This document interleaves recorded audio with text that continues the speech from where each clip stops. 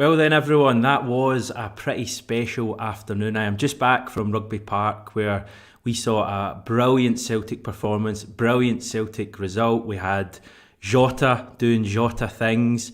We had not one but two overhead kicks scored in the same game. We had Super Carroll getting his first goal for Celtic about 10 months too late, but he eventually got there. Nearly messed it up as well, but amazing. We had Kyle Lafferty getting laughed at. We had Celtic fans belting out Journeys Don't Stop Believing at full time. What didn't happen today, John? We even had a Bella Ciao. Chela Bow. We even had a Bella Ciao chant, Hamish, so it was all good. Fantastic watching here on TV. I'm sure it was even better in the stadium. You usually come to me first, but I want to ask you, just how was the day? How was the atmosphere? What was the feeling amongst the support seeing all those goals go in and the performance? It was just magic. I mean, the sun makes a huge difference to these things. Turn up in a great mood. It's absolutely roasting. The early goal makes a huge difference as well. I think that's key in these games when you score after, I don't know, was it 7-8 minutes, something like that, and you really kick on from that stage. But I mean, I'm not joking with that intro. Everything did happen today. There was so many good performances. We had sublime goals, 2 overhead kicks. The Jota goal was brilliant. And the thing is, we could have scored so many more. Ange was actually getting quite frustrated in the end of the first half because we went 2-0 up and then Jota missed a great chance. I think we had another one, maybe O'Reilly. It was a team effort. There was another one as well. And I'm thinking we could be 5-6-0 up here. Eventually we got the reward for our performance, but it was just magic. I mean, see from a Kelly point of view, what chance have you got against a team playing that well with that football who has those subs to bring off the bench and further strengthen the margin of the victory? It's just incredible the level this Celtic team have got to so far, and I think there's so much more to come as well. I think there's more to come, definitely.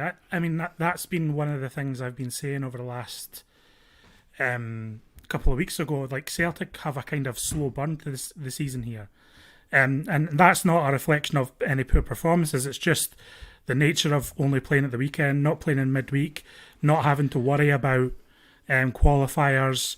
We've had time to kind of ramp up here, and Ange's spoken about that too in terms of putting more work into training. And I think you can see us warming up. I think you can see us getting better over time. I think it's notable Ange's sticking with a pretty consistent 11. And these players are thriving. And the best thing about it for me, almost the best thing, apart from the results and the performances, is the players who are coming into the team are playing at the same level for me as the players, who were in there before them. And I'm talking about, Jens coming in for Welsh. I'm talking about Starfelt getting a goal. I'm talking about Giakoumakis contributing with goals coming off the bench. Abada contributing with a goal off the bench last week. So it feels like there's just a proper hunger about everyone at the club at the moment. And fantastic to witness. And really utilising this. And I'm not going to call it an easy month because it has been difficult. It's not easy to go away to Dingwall and get a win. In recent years, sometimes it's not been easy to go to Rugby Park and get a win. So it's not easy in that sense, just easier than perhaps it could have been had we been playing these qualifiers. And Celtic seem to be taking full advantage. We've got Hearts next week, and then it starts to build up and ramp up more. But the direction of the team in general, not just today, but I feel like over the summer, and kind of taking on Ange's messaging, etc., is really pleasing to see. But specifically today, just absolutely electric and just really fun to watch, Hamish. And now I know that the response to us being excited about today's performance, and we see it all the time, like taking comments and feedback from people in the audience and fans, is don't get too carried away. It's only Kilmarnock. We've got to prove ourselves in Europe, and I accept all those points and take them on board. But the way I judge Celtic and the way I feel about Celtic is how much fun I'm having watching them and following them and seeing the interactions between the players, seeing how the players and the manager represents himself in the media, seeing how the players have a relationship with the supporters alongside some, fantastic football. So I'm just having so much fun at the moment, and it's just fantastic to watch. This Celtic team are brilliant. In so many ways, and if we can take it at a higher level, that will be fantastic against tougher teams. But everyone's got to appreciate for me right now that this is fantastic. It's not it's not every week we're going to go away to Rugby Park and win, 5-0. So I just thought today was brilliant across the board.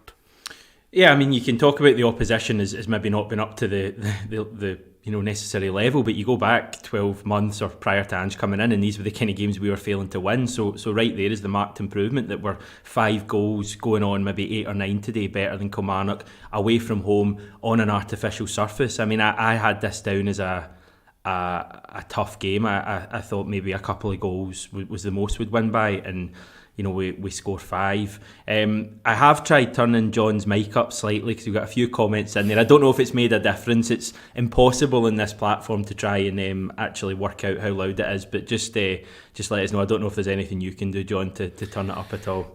I did it as well, so I might be blaring right now, so I'm probably too loud now. But let us know in the chat and we'll try and sort it out. Did you feel we were more direct today, especially in the first half? I felt there was a conscious effort there, I assume to do with the pitch, that we were getting, Jota and Maida rather than coming to the ball, especially what Jota likes to do. I felt there was more lengthening the game. The fullbacks I thought were integral in that first half. We'll let you do Greg Taylor because, for a while it was a bit of a running joke, but no one's laughing now. I mean, Greg Taylor was magic today. For me, looking at Greg Taylor, he now looks like a guy that believes he's a Celtic player. He plays like a Celtic player. I think when he first came to the club, he was probably a little bit kind of starstruck. I'm playing for Celtic, and it kind of came across. Now he just looks every single bit of a Celtic player. He's snarling at players. I love that. He's quite a kind of nippy wee guy. Like he fights his corner, which is great. And that quality on the ball today was brilliant. The amount of times he got the ball in tight spaces and turned away from a couple of players, it was magic to watch.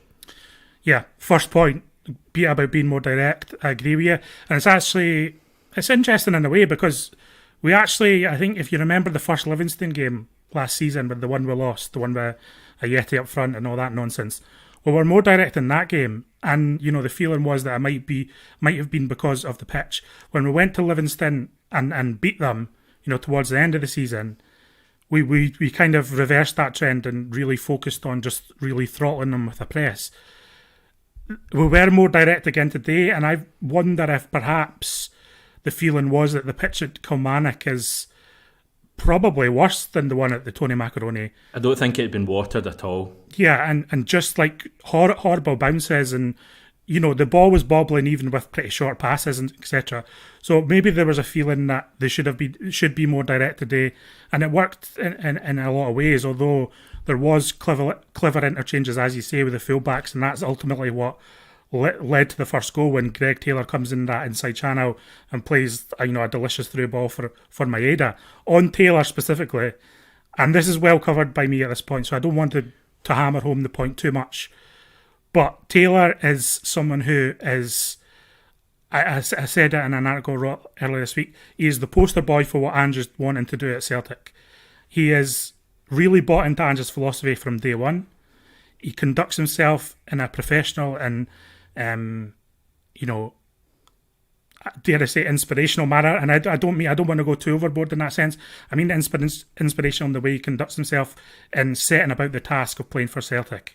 Like he buys into the work ethic. He buys into the messages of improvement. He buys into everything.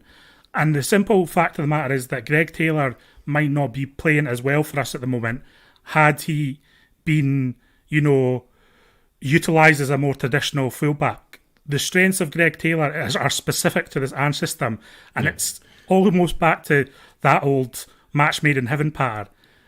What Taylor does really well is he's just so tenacious, as you were saying there. He's so tenacious in the press. He's so tenacious at winning the ball back. He is a good tackler when he gets into those positions, but he's actually got a lot of vision in the spatial awareness, spatial awareness.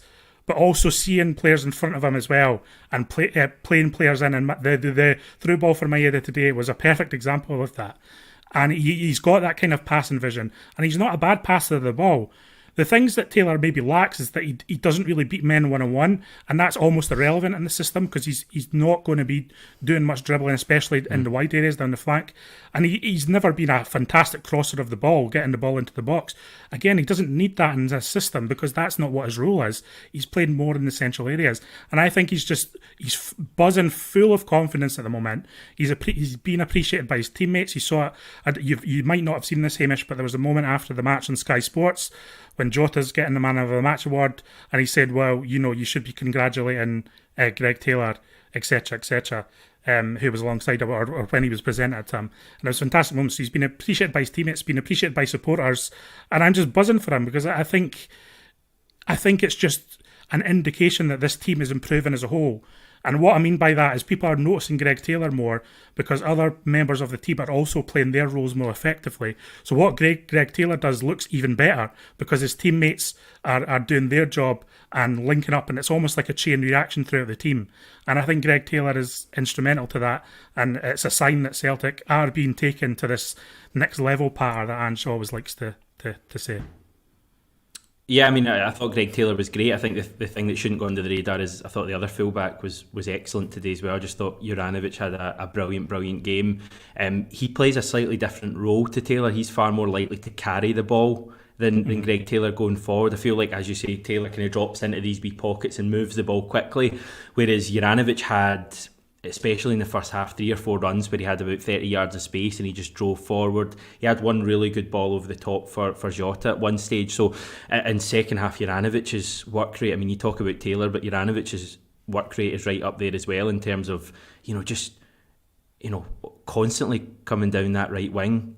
90 minutes gone and he's still working 1-2s with Abada or Matt O'Reilly, and I just thought he was brilliant as well. Maybe it was just the type of game today, but I felt like our strongest performers were the fullbacks.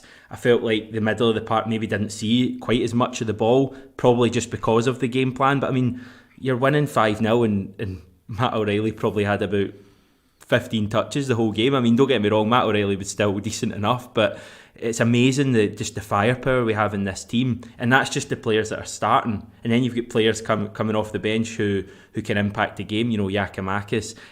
Will we talk Jota briefly? Because I think we're just going to have a Jota segment after every game this season. Another brilliant goal. One of those you knew it was in the minute it left his foot. I think Turnbull had a few shots prior that he'd been kind of doing a Ryan Christie impression, I think, but Jota bang on the money, and that's something we didn't really see from him last season. I may be misremembering, but I don't remember him scoring like a 30-yard screamer, and now he's got 2 already, and it's clearly something that he's been working on as well, because the space that he runs, see when he's running into the centre of a defence, to have that option to hit a shot like he did today or against Aberdeen is just amazing. He produces these moments of magic because he's got a bit of the footballing genius in him, Hamish. And I don't say that lightly. He's got that little bit extra that a lot of players don't have, and that what you need in those positions. But the best thing about Jota is that he works as hard as every other player. One of the most absurd observations about Jota, and it must be from people who don't watch Celtic regularly enough and just want to give an opinion anyway, is the thought that Jota's a bit of a show pony or a luxury player. A luxury player. Utter nonsense. Like, he gets as involved as anyone. He tracks back as much as anyone. He gets stuck into standing tackles as much as anyone. But as I say, he's got that little bit of like footballing genius in him that is so rare, I think, or not so rare, but increasingly rare in Scottish football. Increasingly rare at Celtic sometimes. But he's just got that touch of flair and genius that Celtic supporters appreciate so much, that really gets you excited. I mean, when that goal banged in today, it lifts everyone. It's so enjoyable and entertaining to watch, and the reaction of the players and the celebration, and he's paying, I don't know if you wouldn't have seen this at the game, Hamish, but he had a wristband on, he's paying tribute to a Benfica legend who passed away through the week. And I think he's in love with his football right now. He's in love with playing football for Celtic right now, importantly. And again, it's just one of those things where Jota has arrived at Celtic at a time he needed a home, he needed a place to find this confidence. Celtic were at a moment where they needed a player like this to really light a fire under our performances. And, that another match made in heaven almost. There was a moment in the first half, I think it was one of those big runs that I spoke about with Juranovic, where he stretched the game and maybe the pass wasn't quite right or it was overhit. And Juranovic was a bit out of position and Kelly were about to take the goal kick, and I looked at Jota and he was filling in it right back. And there was a moment in the second half as well where it happened with Taylor. You may remember there was one that Taylor kind of latched on and it just went out of the park, and the goal kick was about to be taken. I looked and Callum McGregor was filling in at left back. So that again, that awareness that the players have.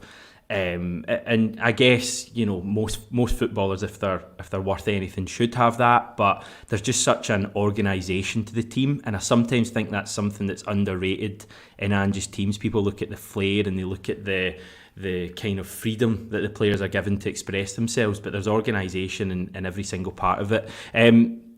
John genuinely sounds dead excited. You are very excitable today, and with good reason. Yeah, I mean, I'm genuinely not trying to go overboard with praise. It's just like when these days come along and you see everything click into place and you see everyone at Celtic enjoying themselves, it's hard not to get excited. I'm also realistic about the challenges ahead. Obviously, there's massive things ahead, not just in Europe, but also domestically. I mean, the derby matches are going to be a whole other story. I'm not trying to go too overboard with praise. I'm just reflecting on how I feel today and what I've seen about the team today and the little things I'm seeing in the team. It's not just the overall performance. You can see little bits that you can kind of hang your hat on. You can see players performing little roles or doing little things in the team that are combining into something that is greater than the sum of its parts. And again, going back to Taylor is a perfect example of that, because you wouldn't say Greg Taylor is a top class elite player. I don't think you would say that. I think in this system with this team and with these teammates, he's playing at a higher level, and other people are playing at a higher level. So enjoy it while we've got it, basically, because I don't think, well, maybe we will play like this every week, but perhaps not. How did you feel when Starfelt scored, mate? Because you've been going on about that for about 8 years, even though he's only been here for 1 year. So I think it was the 14,000 subs when I said it. I think it was about 27 or 28, but it's been a long time coming. I thought he'd missed the opportunity. Well, he did miss the opportunity, but I thought he'd spurned the chance, and I think he thought that as well, just based on the celebration. But again, the reaction of all the players. I mean, you can tell a team that are together because virtually every player ran over to him in the corner. The subs were in there as well. It's clearly been something that's spoken about amongst the players. Carl, when are you going to score? I've asked him a couple of times in the past, Carl, when are you going to score? Because he's had a few, close ones. He had one at Livingston when Maida eventually had the header where he should have scored, and there was one at Motherwell, I think, last game of the season when he missed an absolute sitter as well. So I'm delighted for him. The wider point is that our centre backs have contributed 4 goals already this season in 3 games. Jens has scored 2 goals. I mean, has Albion Ayeti scored 2 goals for Celtic in the last 18 months? I mean, Jens is a goal scoring machine, and that overhead kick today for a centre back is unbelievable, and it wasn't even the best overhead kick of the day. It certainly wasn't. I mean, Giakoumakis is a big star as well. I mean, it's so good. Like, I really love that 1-2. I know people talk about playing them together or playing Giakoumakis from the start, and then Giakoumakis is going to get matches. He's going to play games when the games start going to 2 a week. He will start games. But how good is the 1-2 punch of starting with Kyogo, who I think at one point during the first half, I think it was like half an hour in, he'd had one touch of the ball and it was his goal. But how good is it having like someone of Kyogo's quality and movement and intelligence, and then in the second half, just the 1-2 punch of bringing someone in who's just going to rough up whoever's left and just really get stuck in about it. In He's a way good that as well. Like his build-up plays better than people give him credit for. You know what it is as well? He's not huffing about sitting on the bench. His attitude is brilliant. No, and he's just so eager to come on and make a statement and go, like, this is who I am. I scored goals. Sing my name and adore me. That I feel like he goes into these games with that attitude, and that's exactly what you do. You don't want him huffing on the bench and coming on and going through the motions for half an hour. Like, he sees that half an hour, And I'm not sure if this is what Ange is drumming into them. I'm not sure if it's just he's attracting these type of people to the club, but he sees that half an hour as the biggest half an hour of his week, regardless of the fact of whether he started or not. And he's becoming really effective. You adore him. I think you adore him. And I adore him too. But I think you're the biggest fan of him out of the two of us. So how are you feeling about Jack Mass going deeper into the season with like all these games coming up? I mean, we're going to have 2 games a week, so you're looking at, for example, games coming up, Champions League on the Wednesday, and then a game at the weekend. One of them will probably start one game, and then you'll have the other one to throw in. And I'm not gonna say anything negative about Kyogo because he's probably the best striker we've had in God knows how long at Celtic. I mean, it's almost the power of Kyogo that he barely influences games sometimes, but he still comes away with a goal. Last week Ross County, he had a couple of chances, yes, but was he massively involved? No. Scores a goal. This week, same again, and he's brilliant. But I love Giakoumakis, and it's just amazing to have 2 of these strikers, and yet we still get the impression Ange wants another one. Again, the broader point is just looking at the squad, and I can say it now that this is, for me, the strongest Celtic squad I've seen supporting the team. Now, I know that doesn't kind of include the Martin O'Neill days, because I was kind of too young at that stage, and the Brendan Rodgers team was brilliant. But in terms of the overall squad, I've never seen the squad as strong as this. We have 2 good players in every single position, and yet Ange wants to add more. And Giakoumakis comes on, no huffing, wants to get involved. But I think that's probably because every other player in the bench is doing the same as well. I mean, Ralston, every time he comes on, he didn't go on today obviously, but he comes on with the exact same attitude. Aaron Moy came on today, and I thought it was noticeable that we were actually, maybe struggling ever so slightly at that stage before Moy came on. I mean, we're still 3-0 up at the time, but I felt Moy coming on and moving McGregor ahead, and I think we made 2 other subs at the time as well, really gave us that control of the game back, and I thought he was great as well. James Forrest came on and I thought looked good, had a couple of really good passes for people, one for McGregor that was just slightly overhit. So I just the squad is so strong, and it fills you with so much confidence going into all of these matches. But just overall today, I mean, to quote Ange, it's August. And he said that this time last year when we were struggling, and I think it works both ways. And you just know that Ange is going to get those players in tomorrow. Well, maybe tomorrow will be a day off, but certainly Tuesday, and the message is going to be the same. I think Ange is quoted as saying, "Make this game your best game ever," and he'll probably say that on Sunday. You can hit even greater heights than you did today, and as supporters, it's so exciting. I laughed a bit at Asim in the preview when he said, preview to the season, when he said we're going to score 10 goals this season. I honestly think we will at some stage, but when you consider today we could have scored at least 7 on a plastic pitch away from home, when everything aligns at some stage later this season, we're going to score at least 7, put it that way. Yeah, I mean, I wouldn't bet against that at all. A couple of points there. First of all, Moy coming on, I think you saw what Moy might offer, and I still don't think he's fully up to speed. And no, he doesn't look as mobile as some of the other players that we've got. And he's coming in. He was coming in to kill the game there, which is fine, and get half an hour or 25 minutes or whatever it was. Also allowed McGregor to perhaps have a little bit more influence, further up the pitch or just more directly in those little bit forward central areas. So that was fine. In terms of like the squad, etc., there was a point from Ange after the match on Radio Scotland where he was kind of talking about, the transfer window, and he said it multiple times, we're still active, we're still looking for 1 or 2 players. He was asked about specific positions. He didn't really give anything away, but he did say that he's looking for players who can play in multiple positions in the way that they play. So that might mean a versatile attacker type, versatile midfielder type. Winger. Yeah, something like that. So I think that's what we're looking. I think we're looking for a little bit of versatility. I think Ange always wants to bring in a player who at least has some sort of long-term vision at the club. I think he sees that as important for like their short-term development as well, in terms of like they're more motivated to try and achieve something at Celtic rather than just like even Jens, who is on loan, like has that option to buy, and he's talked about how he wants to stay here, etc. So he wants players of that ilk. So we'll see how that goes. Just on Jens, he came off there with a kind of knock for Starfelt. I think he's okay. I don't think anything's wrong there. I think he was involved with the celebrations at the end, and Ange said that it's not serious. So I think that was just more of a precaution thing. Does Starfelt go back in on Sunday for you from the start? I don't know. I mean, I really like Welsh is in there as well. Welsh is around.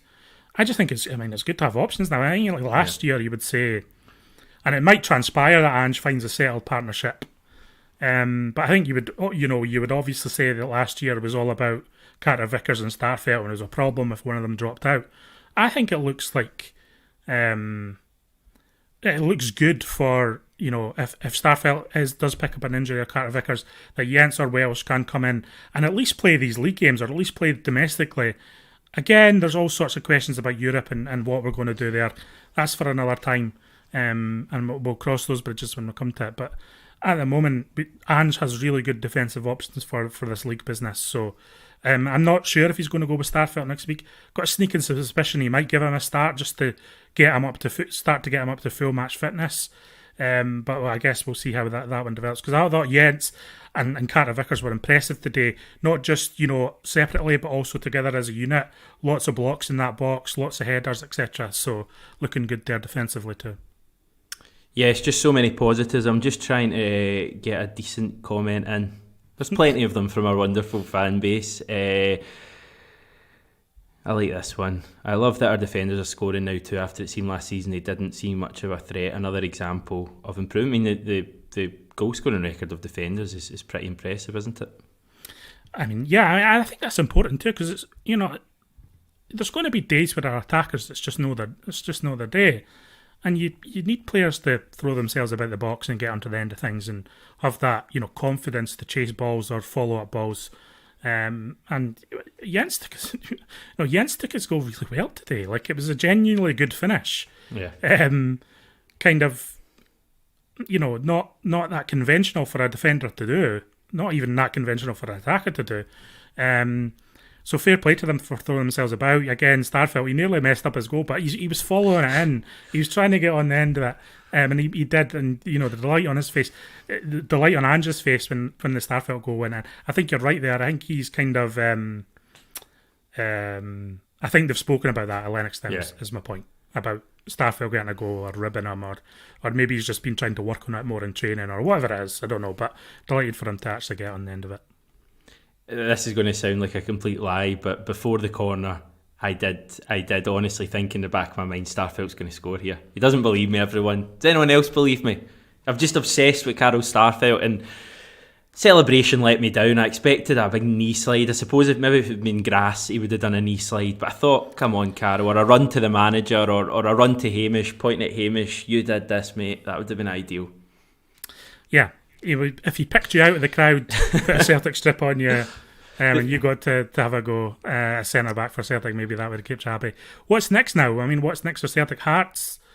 Big game. I think they're winning against Dundee United 1-0, I think. So they'll be 7 points from 9. So big game. They've got a Europa League game on Thursday night. So they, I get in trouble for mentioning that because I don't know how much of a factor it really is. But it's a big game, and I think things really start to kick into gear because Tannadice after that, yes, they're a bit of a laughingstock at the moment, but certainly at Tannadice, that'll be a really, really tough game. Derby, Champions League. Right, so this is how it goes for the next few weeks. If people aren't aware of the dates and how it all transpires, we've got Hearts next week. We've got the Europa League draw, the midweek. League draw? No, the Champions League draw. Sorry. The time machine. Yeah. Got the Champions League draw. That midweek between the Hearts and Dundee United game. After the Dundee United game, we're off to Dingwall again for a knockout cup tie midweek, under the lights up there. Then we've got Rangers at home, I think, after that. Is that right? Yep. And then we've got our first Champions League game in the midweek after that. So and the midweek after that as well is Champions League. So it's all kicking off over the next couple of weeks. Do you think today was today the day then when it all really? Because I mean, Aberdeen was good, full stadium tifo. Last week was dramatic as well. Was today the day when the team really kicked into gear and said, this is us going now? I don't know. I don't think it's maybe a statement like that. you never know what Ange is using. I mean, you've spoken to some of his former coaching colleagues, some of his former players. By all accounts, he always has a little hook in the dressing room and or his little hook of the message for the week. So I'm not sure what their kind of inside the dressing room goals are at the moment, and whether they're kind of hanging their hat on any little motivations like that or perceived slights. What do you think? I mean, it was. I'm not saying that it was a direct response to what Rangers did yesterday, but we needed to win 3-0 today to go back to the top of the league. And managed to do it and score a couple top buttons. So, I mean, that's good enough for me. If you were being greedy today, you would have said, you want a 3-0 victory and go back top of the league. And that's what they did. So, can't say fairer than that. I think a lot of it will be straightforward for Ange though as well, because we all know that competition is what raises standards, and as we've already spoken about, the competition in the squad is immense, and it's almost, I mean, don't get me wrong, there'll be more substance than this, but it's almost just go out and enjoy your football, and if you're not on the bench, you will get an opportunity, but when you get that opportunity, you're going to have to take it, because it's not even just the players starting that have to worry about taking their opportunities. The players coming off the bench, because there's even players that didn't get on today. I mean, Ralston didn't even get on today. Hatate obviously wasn't in the squad for today. There'll be other ones as well. The squad is just so strong, and we reckon we're going to add, at least one more, I would say possibly two before the end of the window. So, yeah, we go to Hearts now, and, it's a Sunday game, but I expect Celtic Park to be pretty full next Sunday, and I think it's going to be a properly exciting game, and there's just so much more to come. And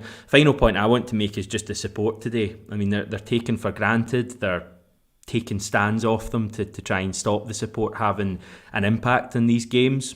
That's fine. That's Kelly's decision.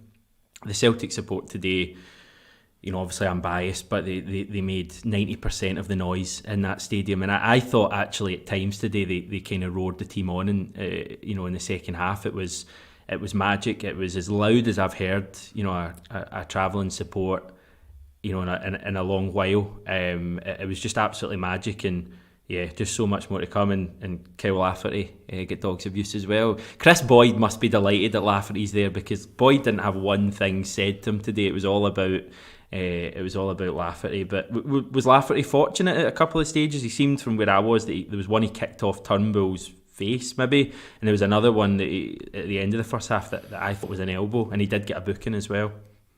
I mean, that was just Kilmarnock all over today. I mean, that's the way Derek McInnes teams always play as well. I'm sure he was... Time wasting at 3-0 down was a laugh. Yeah. But in all seriousness, the sport were great today. One of the highlights for me was just, there was a moment where Kilmarnock kind of hovering in their box, and the ball was just getting blocked, and the cheers were going up for every block, and I thought that was good part. Because it's good to have the celebration for those kind of moments as well. So I'm delighted you had a good day, and delighted for the supporters, and delighted for the team, and we'll move on now and see what comes of this ramp up that we're talking about. Ange was actually, he got his ovation, and he was walking away to go down the tunnel, and they were singing I think it was Top of the League song, and he actually turned round and started going like that. Like, he'd finished saying goodbye, he was away basically at the tunnel, and he turned round and just stared at them for about 15 seconds waiting on the full chorus of it. So I think he appreciated the support's endeavours today as well as the players. It's